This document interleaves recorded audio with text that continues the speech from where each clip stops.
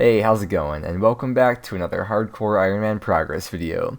And in the last video, we finished off the grind to 99 range, and looking back at it now, it went by super fast. We went from 92 to 99 in the course of like a week. Also, I was tired and stupid, and I was testing out the drop value notification thing, and I accidentally trimmed the defense cape because I dropped it and picked it straight back up. Not a huge deal, just something I feel really stupid about. But yeah, we also got 98 Slayer along the way to 99 range as well. But we're going to take a break from combat now though and wait a bit to finish off attack, strength, and Slayer, and move on to some other things for a bit since we've been doing combat for so long now. There is still one unfinished piece of business we have from that range grind though, and that is trading in the extra fire capes we had. So we're going to do that right now, and with that being said, let's get into the video, and I hope you enjoy. Okay, so we have 8 fire capes here. I'm only turning in 6 because I need 1 to keep on me and then 1 to unlock the Inferno just for like, I don't know, completionist. I'm not actually going to do the Inferno, it's just to like unlock it for the music track or whatever. I've never actually traded in a cape before on any account, obviously because I'm new to like doing the fight caves and stuff. But I assume we just do that. Okay, so we bargained for the pet, and each time you turn a cape in, there's a 1 out of 200 chance of getting it, so it's like a 0.5% chance. We got 6 shots at it though, so... You're not lucky, watch. 6 times in a row here, yep. You're not lucky. Alright, we're going to keep on doing this over and over. And you're not lucky. And you're not lucky. Watch, I bet I can predict exactly what he's going to say. You're not lucky. Oh, I'm so good at this, alright. Okay, here we go. You're not lucky. And we got 1 more shot at this. Let's see how it goes here. Last one. You're not lucky. Not surprised. But yeah, anyways, that was a little fun way to celebrate getting 99 range on here. And we are still 625k to the next Slayer level, which we will finish off at some point eventually, obviously, but probably not soon. But now, real quickly, let's finish off this mining level. I have to work on a video and do editing, so it's like kind of my AFK thing to do. And we are going to be getting into smithing very, very soon, so getting as many ores as possible will be very important. So yeah, I'll probably see you back with the mining level. And 15.4k XP, which is like half an hour. Oh yeah, look at these beautiful 2 defense capes that we have here in the bank now. Do we still have the placeholder for the other defense cape actually? Oh, it's still there. Okay, so that's something. At least we got the placeholder for it, right?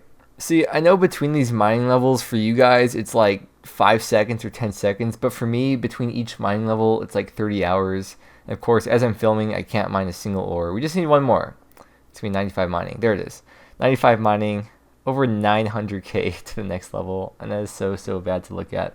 It's like 35 hours at the very least to get that level, and it's so bad to see. But yeah, I'm just gonna keep on chilling here while I'm editing right now, and probably as I edit in the future. I'm also looking forward to doing AFK runecrafting while I'm editing in the future as well, because that's gonna be like hundreds more hours of Zayab. Anyways, not to get ahead of myself, I'm gonna keep on staying here for a while longer.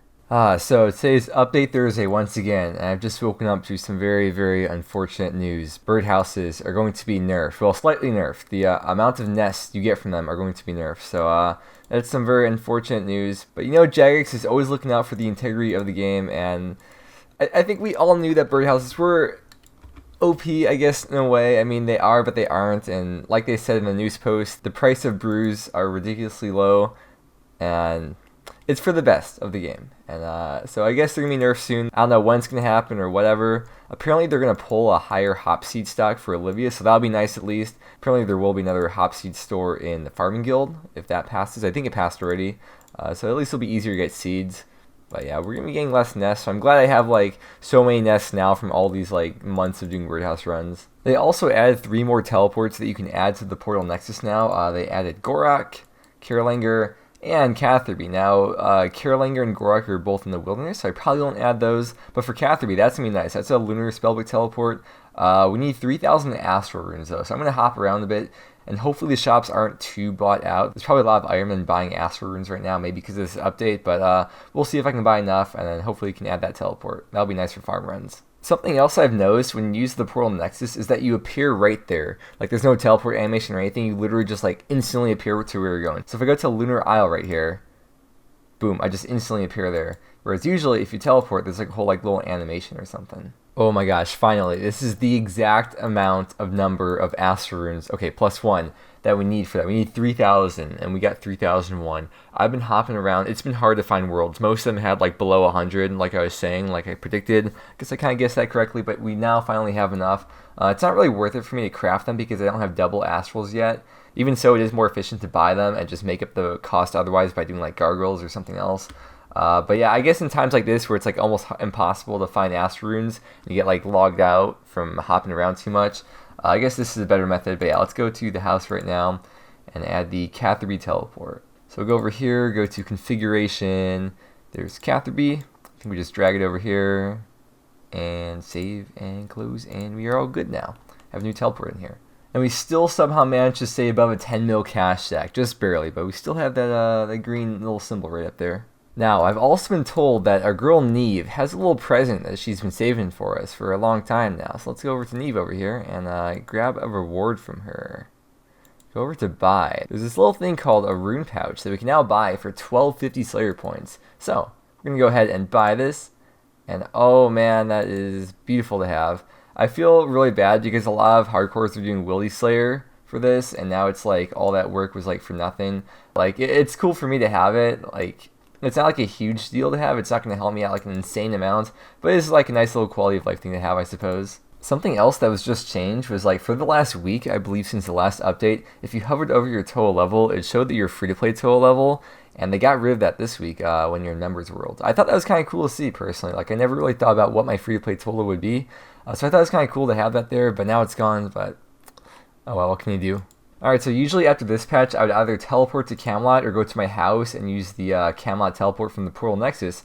But now we have the Catherby option, which I should probably memorize the number for most of these. You could just press a hotkey on the keyboard. But we can go straight to Catherby. I guess it's F for Catherby. And we can just go straight to this patch now. It saves a few seconds this way, I suppose. Again, not like a huge deal to have, but it's a nice little quality of life update. Okay, hold up. So I haven't even checked this yet, but apparently if you log into a world with over 1,200 people, you'll now get a message saying that it's too busy and you should try a quieter one. So let's see if this will work. It's hard to... Okay, here we go. Okay, so the Winter Toad world has over 1,200 people. So let's try switching over there and see what it says when we try doing that. Should be a message that pops up right here. There we go. There are a lot of people in this world. You might want to switch to a quieter one. You can do so by using the world switcher. Oh, can you really? Okay, so that's pretty cool. Like, I feel like a lot of these updates are geared towards like all the new free-to-play people who have just joined, and the fact that a lot of worlds are probably going to be busy. But a lot of updates I've noticed in the last week or two, or I guess few weeks since like OSRS mobile for iPhone's been released, a lot of updates have been like really geared towards like helping new people like learn the game and not get frustrated with it. Alright, so a couple months ago, I did the Ardougne diaries. I did everything up until the one last task that I haven't done in here. And the last task that I have to do is make a rune crossbow from scratch within Witch Haven or Yanel. So I want to show you in the bank what I have here. For that requirement, you need 91 smithing. Although from a quest I did a long time ago, I have a Dwarven Stout, mature one, which will boost you by a +2. So we have to get 89 smithing. We're currently at 77, which has been the lowest skill for a while. Actually, real quickly, before I go on, let me try to remember what quest that was from. Okay, so you get those two from completing the Forgettable Tale of a Drunken Dwarf quest. So we got those two. We have to get 89 smithing to boost with that to get the +2 for 91 smithing. And that's the last task that we'll have for all the Ardougne diaries to get the elite done. The main reason why I want to get the elite diary done, well, not the main reason, but like one nice reason to get that done is because every day Bert will automatically deliver 84 buckets of sand to your bank and you don't have to actually go to him. I've gone to him maybe like the one time, which is when I completed the Hand of the Sand quest. But otherwise, I have never gone there since because it's like going too far out of my way. I can't be bothered to do the NPC contact spell every single day just to get 84 buckets of sand. There was a spell that people were talking about that Jagex didn't actually mention, but it's just people have been wanting to see it, called the Sandstorm spell. And essentially, it would work the same way that Humidify would fill up like vials of water or watering cans or jugs with water. The Sandstorm spell would fill up buckets with sand, so you could get buckets of sand that way. And now with the added bucket packs, that would make collecting sand a lot easier, because right now the meta is to set your house to Yanel, teleport to outside your house with the inventory of buckets, fill up the buckets with sand from there, teleport back to the bank, teleport back to your house, and it's very slow, very tedious. You don't get XP for doing that, and overall it's just an extremely tedious, and it feels like a very, what should be unnecessary step for collecting buckets of sand to train crafting with. Because the crafting grind is tedious enough in itself, and it's like one extra step that's just really...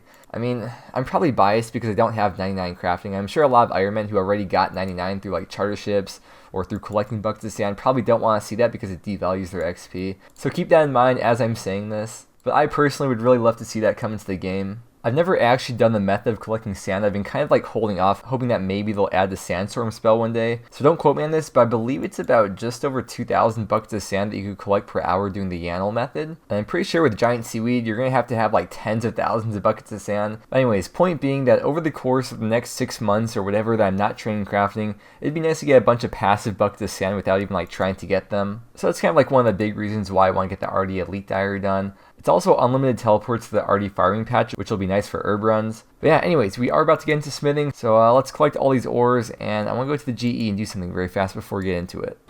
But first, a birdhouse run. So for the blast furnace, we have to have staminas, and it's slightly more efficient to have 1-dose staminas than it is to have the 4-dose potions. So we're going to go ahead and take out, I guess maybe we'll start with like 500 of these. If we need more, we can always come back and get more. That'll give us 2,000 1-dose of staminas. I've never actually decanted them into less doses in the past. I've always decanted them into 4 doses. You could use Bob Barter here to decant potions. I believe there's only a fee to decant them into 1, 2, or 3. This used to not be here until that update a couple months ago, but let's go ahead and make them all into 1 doses. I have no idea how much it costs because I've never done it before. How much is that going to cost us here? Okay, it looks like it took away about 7k from us. That's like pretty much nothing to get all these decants into 1 doses, so we're pretty much set now. But yeah, here we are at the blast furnace now. We are all set to start training smithing. I know it's been put off for a very, very long time. It's been the lowest skill forever now, but we are finally all set to start doing this and making some big fat gains. I do apologize that there wasn't that much in the way of gains in this video. It's all mostly been like, I guess like mentally preparing for blast furnace, and the next week I'm going to have to spend there to get to level 89. But yeah, that's going to be all for the video for today. There really won't be much other content in the next video besides blast furnace and maybe some mining. I'm not exactly sure, but that is the goal, 89 smithing. And hopefully we should be able to achieve that goal in the next video. So thank you again for watching. I hope you enjoyed, and I hope that you have a wonderful day, and I will see you again next time.